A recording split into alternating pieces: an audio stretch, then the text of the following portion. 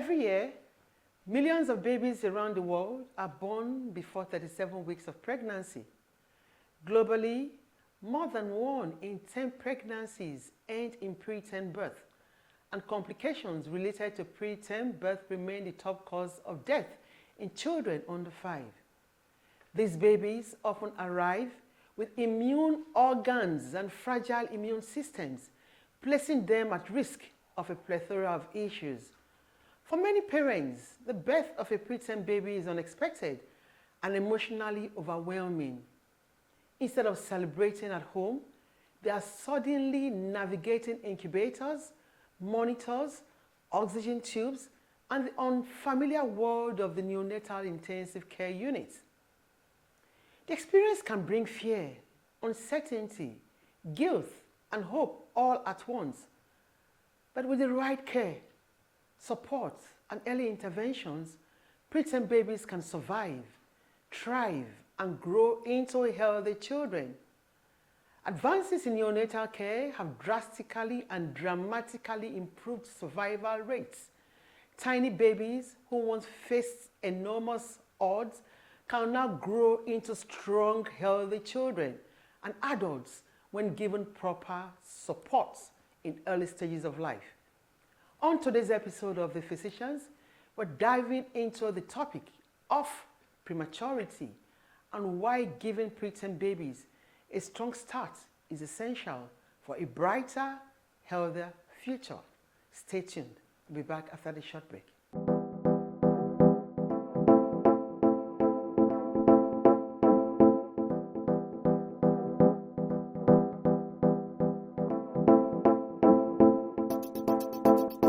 It's another day with the physicians where your health is our business and will always be our business. My name is Dr. Martina Agberie, and today's topic is the importance of giving preterm babies a strong start for a brighter future. And in the studio, as usual, I'm not always alone. I always have with me my celebrity shrink, no other person than my very intelligent cerebral doctor. I'm Dr. Yusuf Kadri. Welcome to the Physicians, where your health is our business, and we always remain our business. Talking about the importance of giving preterm babies a strong start for a brighter future. Very important. Yes. Let's recall when we're doing our intern in hospital, pediatric posting, and the children, the babies that we saw there. There was one that happened. The mother had at the stage just said, "Oh, Yamilenu." I said, "What is the meaning of that?" Like, "I'm tired." Then the other one said, "It's not go Yamilenu." It's not go Yamilenu. And you know, it can be very tiring. Not that it can. It is tiring and draining, especially for a and because of the name preterm, meaning this baby hasn't reached the time the baby will come out. So obviously, you are already anticipating there will be issues. First, let this baby not die. Yes. That's the first thing that comes up. Even the most developed world. So we are not saying because we are in Africa or we are in Nigeria, even the most developed world, right? And then the complications that come with because that baby came before time. Every other thing had to be developed externally, not where God designed the baby to. So preterm babies, the woman, she didn't scream when she have gathered us for the point where she had to scream was when the doctor told her that she should go get some blood again. Yes, and that they're going to be doing exchange blood transfusion. I know that all blood transfusion is different from new baby. Yes. You are the person you are doing is right there. You are taking, you are giving. It's a lot. If you have done blood transfusion for a newborn baby, just to even get the vein, you the doctor, you even you will cry. There was one day when the husband, they said your child, your wife has a baby. He said, from where? How? When you saw the baby, he came back and told the wife, and you are still lying down here. Is that what you call a baby? Pack your things, let us start going home. But the child survived. Exactly. But you know the funny thing? There was a day the woman went to the intensive care, and came and she was shouting, negligence in this hospital. Just imagine, they allowed a mosquito to bite my child. Blah, blah, blah, blah. The doctors came and said, what's going on? He said, mosquito bit the child. They look and say, ma, it's a nipple. It's a nipple. And I said, oh, really? Okay. That she didn't realize it was a nipple because she didn't realize that the child did it was, you know. So that's going to tell some of the things that the mothers actually go through. But well, as usual, we have an expert in the studio, and she's going to actually tell us more because she always sees these children. So she will tell us her experience, how she feels, and everything. We'll be back after this short break. Don't go away. Stay tuned. Every day and in every way, enjoy that I find support. No matter the role you play, nutrient pack supplement for you and me. In your body, that I fight you. Darvite Nutritional Supplement is loaded with essential multivitamins, minerals, and natural ingredients that helps you to be at your best. Darvite from EZEOMA. Darvite. Love yourself. Welcome to your favorite health TV talk show, The Physicians, where your health is our business.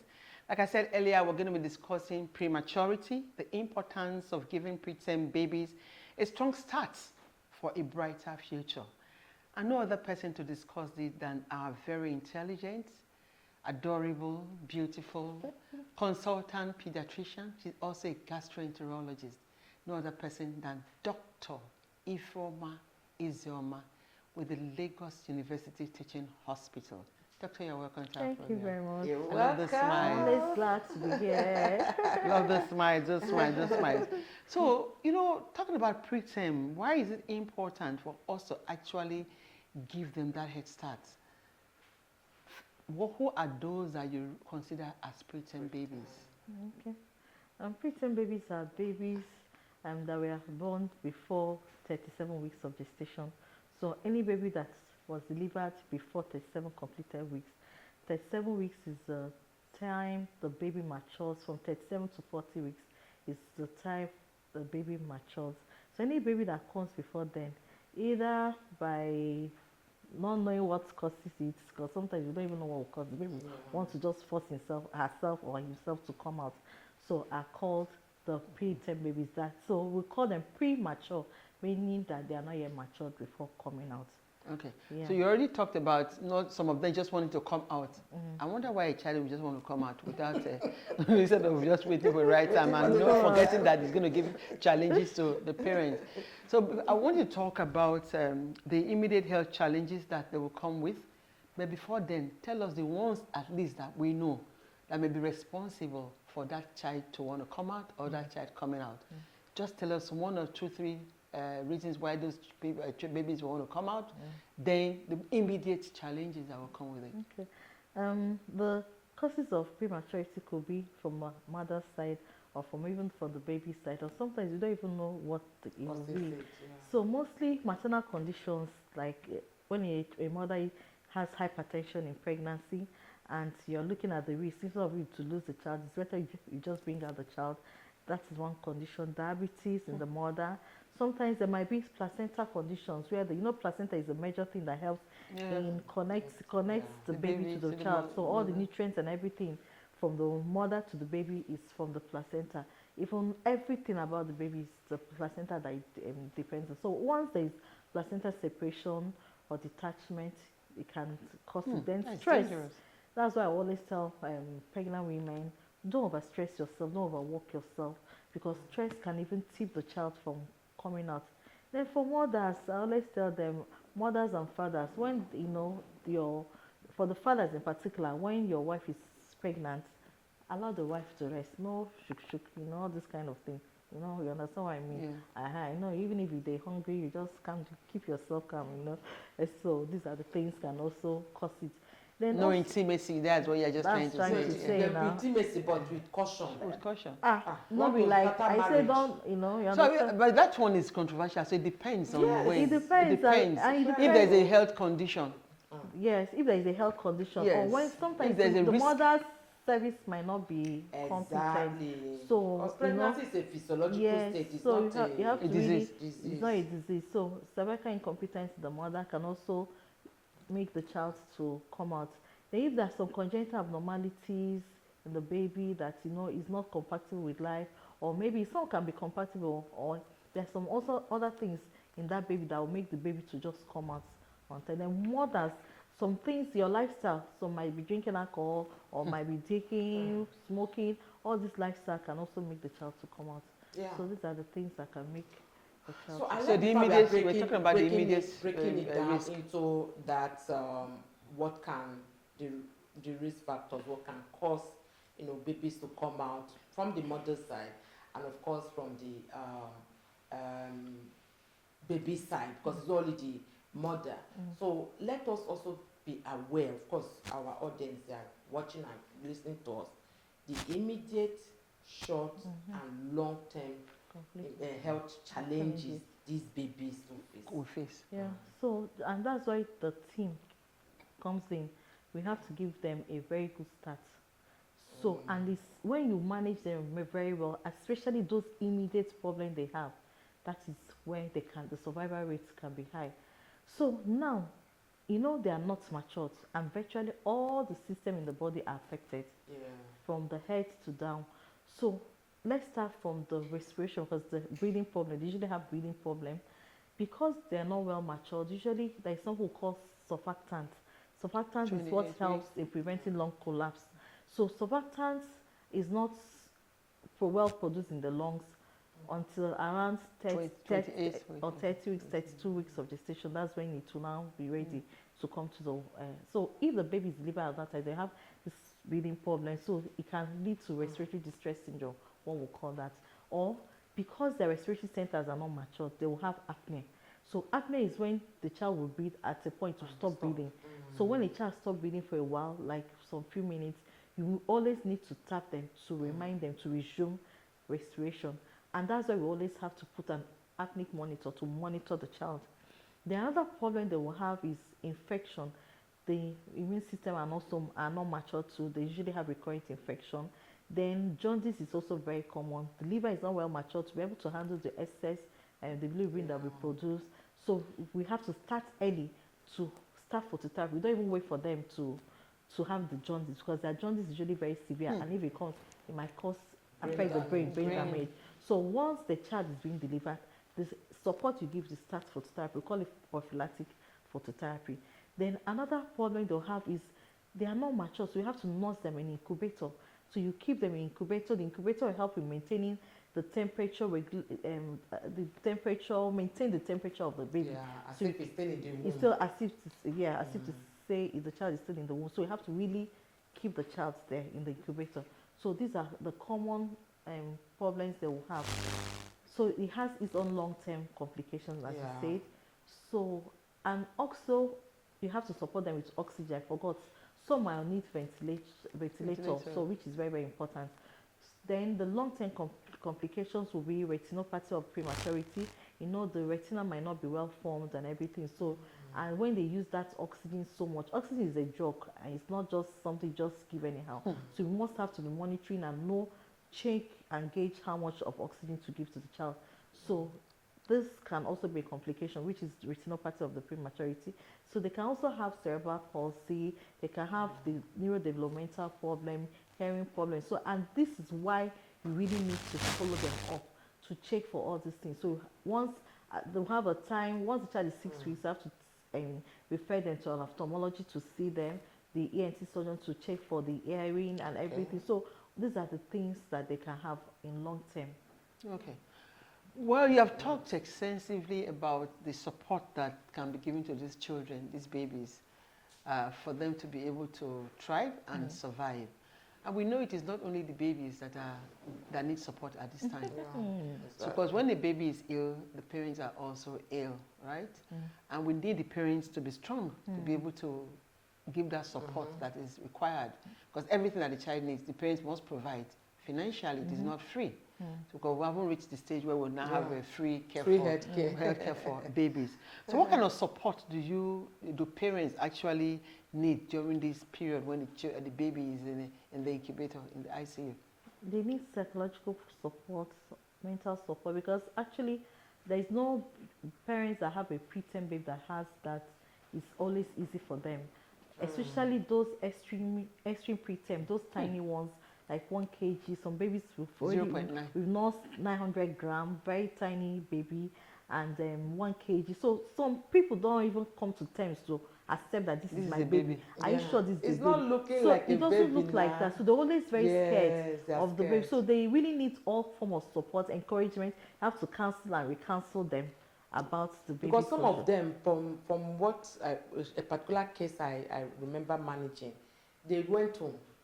They abandoned the child. Yes. Without the child, she goes and comes, Yeah. goes and comes.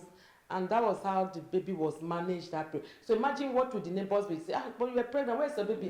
It's in the hospital. So all that. Like one that I recall very well, the baby was in the hospital for 1 year.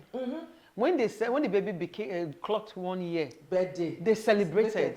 They celebrated. No, that was a good one. So exactly how do you think the babies will be able to cope if the parents do not support them? There's no way they can cope because they really need, the major support from the parents that the babies will need is the KMC, what we call kangaroo mother care. So, in fact, they are saying now we're going to even be talking about the father care because we involve both parents, both the father and the mother, to come and carry. And research has shown that babies that start the KMC on time have a better outcome because even better than those that have been kept in the incubator. So what is kangaroo mother care? Kangaroo mother care is where you put the baby chest to chest with the mother. You wrap the baby and the mother together, and that bond, and that helps them a lot. It provides warmth, the circulation, the heart to heart beating, and all this. The research have shown that it's usually very, very important and helpful for them. So without the support of the parents, and not only the mother, will also encourage the father to also do that, to be involved in it, So, and without those supports, there's no way they can also survive. And also other things that they will need, sometimes you will need to transfuse, talk about transfusion, and the blood we need is just small. So usually it might be the parents that might help to donate. And funding is also very important, which is expensive. To have a preterm baby is not cheap at all. Because they have to be in the incubator, they have to pay for the bills, we have to be taking doing serial investigation every day. So it's not cheap. So they need the support of the parents. It's so very, what very much. should women look out for? How can they prevent preterm? Because now that some people are like, all these things, let me know what I should do. Yes, we meant some things at the beginning. I think let us amplify that so that, yes, some are unknown. Exactly. It does happen. We don't know what it is. But what are those cardinal things, especially now, these are babies you see often, right? What are those things they should watch out for? What can a woman kind of prevent this preterm? Yeah, like something you cannot prevent, but the ones you have to do your best. One, when you're pregnant, early registration at antenatal care is very, very important. And also you have to register in a very good hospital. Like today in my clinic, I met a child, a mother brought the child, and the mother is hepatitis B positive, has surface antigen positive, and had a baby. The baby was just few days of life, like 2 or 3 weeks of life. And the thing that I went and delivered in a private hospital, and they didn't even they just gave the vaccine, hemoglobin. They didn't give hemoglobin. And hepatitis, all these perinatally exposed children that has hepatitis B are the most common cause of chronic hepatitis in them. And what from chronic hepatitis will go into what? Cancers. Liver cancer, cirrhosis. So why did I say it? So they should go to a good hospital, a teaching hospital or general hospital preferably. There are very good private hospitals that we have very good private hospitals. So you have to register for antenatal. Prevent stress. You should try and prevent stress. Not when you're pregnant, you start doing all sorts. Then also your lifestyle, know what you take. Ensure that the drugs you're going to be taking during pregnancy should be the one that a doctor prescribed for you. Not the one from the neighbor. Not from the chemist or the one you heard that, So these are the ways you can prevent it. Then once you go to a proper hospital, they'll be able to detect any other abnormality that can also put you at risk of having having preterm babies. So that's what you have to do. Is there a rule that if you have a preterm baby, if you had a preterm baby at first, before, the chances that you're going to have another preterm is higher? But it's very slight. There's some, it's very slight. When they discharge these babies home, what care do you think and support do you think that the parents should be able to give to them post-hospital care? Yeah, so we always encourage them to ensure they follow up at the clinic. Depending on the what type, we have different types of preterm. We have the early preterm, we have the late preterm, we have the moderate preterm. So especially for those early preterm, they still need to be coming to the hospital because we give them what we call erythropoietin. They usually have anemia of prematurity. That's another complication, another early complication, or even long-term complication. So we give them the EPO. So they need to be coming to the hospital 3 times in a week for that. Then we need to be weighing them. We need to check up on them to know, are they also gaining weight? Are they doing the things that they're meant to be doing? Then most importantly, hygiene. We always tell them to make sure that the child, hygiene is paramount. And you shouldn't allow anybody to come and carry your baby because of infection and all sorts, then until the child is being vaccinated. But this is a lot. This is an expensive. You can say that again. It's draining. It's draining, even really mentally. Mentally. Yeah, it drains a lot. So now let's talk of the support for the mothers. Look, let's say for the parent, because it's not only because I've had a preterm, the mom died. So the KMC was KFC. It was the dad that they were strapping the baby on. Yeah. And it was just so emotional for all of us at that point, because the dad was religiously, he resigned from his job. He wanted that baby to survive at all means, that as far as that baby survived, reminding him of the mother. So what kind of support do we give to the parents of babies? The major support is just to encourage them, psychological support. Encourage them, tell them there are lots of premature people that have celebrities that have made it in life. So you just have to encourage them. A support group. Link them to support group.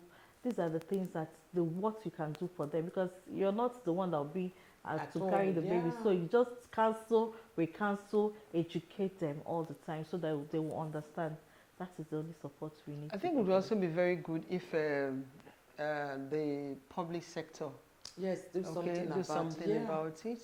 Truly. Because somebody who is working not for government, working for a private sector, how do you want to provide? These are the policies that we need to make for the government have to ensure that there are policies for them. This is a care gap issue. This is a care economy, unpaid for so long. Because now you talked about it, when they go home, at least coming to just 2-3 times a week, and you are working. It's not easy. And how are you going to Remember, they are saying coming to the hospital 3 times a week. For a mother, the mother would even want to go every day.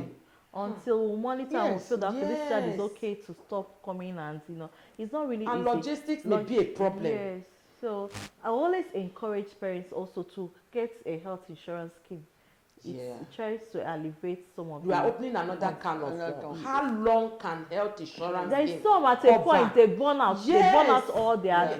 So they will just stop. It's still the government to support as much as they can. Okay, so Dr. IFEOMA, you've talked so much today, and this topic is actually very emotional. It brings back some memories because we have experienced a lot of people. We've seen a lot of people, even while we're doing as interns, then as professionals. A lot of support is required. But then, if the system, the healthcare system, is not working well, so chances are that those babies will survive is very, very slim. But we hope a lot of things can also be done. With that said, for that woman, that family that is listening, just say a word to them, for a word of encouragement. What message you want to tell them? Word of encouragement, hope. Okay, message I'm telling the mothers or the parents of any preterm baby is that you should keep being strong. All hope are not lost. Your baby can still become whatever he wants to be in life. Just also be strong for your child so that the child can thrive and be successful. So keep the hope alive. Everything will be fine. Be strong for your child so that the child can be successful. Those are the parting words from the doctor. Thank you very much for being part of our program today. Thank you. And rest assured, we're still going to invite you because we have a lot of topics to deal with, okay? And as a pediatrician and gastroenterologist, we'll need your support in the physicians. And thank you for honoring our invitations. Thank you. And to our peers out there, I just want to say thank you again for being part of our program today. I'm sure you enjoyed it thoroughly and you took some very important notes down. My name is Dr. Martina Agbere. Till next time, stay blessed. Thank you so much, Dr. IFEOMA. Thank you very That you much. come along next time, we call on you. And to our viewers out there, if you want to be like Dr. IFEOMA EZEOMA, you know what to do. Go to our website, fill the form, and of course, come share from your wealth of knowledge. If you are a health enthusiast, we are also welcome on board. Thank you for keeping it real with us at this program, The Physicians. Be kind. Please to follow us on all our various social media platforms. Until next time, my name is Dr. Neonatal Kadri. Every day and in every way, enjoy that I find support. No matter the role you play, nutrient pack supplement for you and me. In your body, that I fight you. Darvite nutritional supplement is loaded with essential multivitamins, minerals, and natural ingredients that helps you to be at your best. Darvite from LB Pharma. Darvite, love yourself.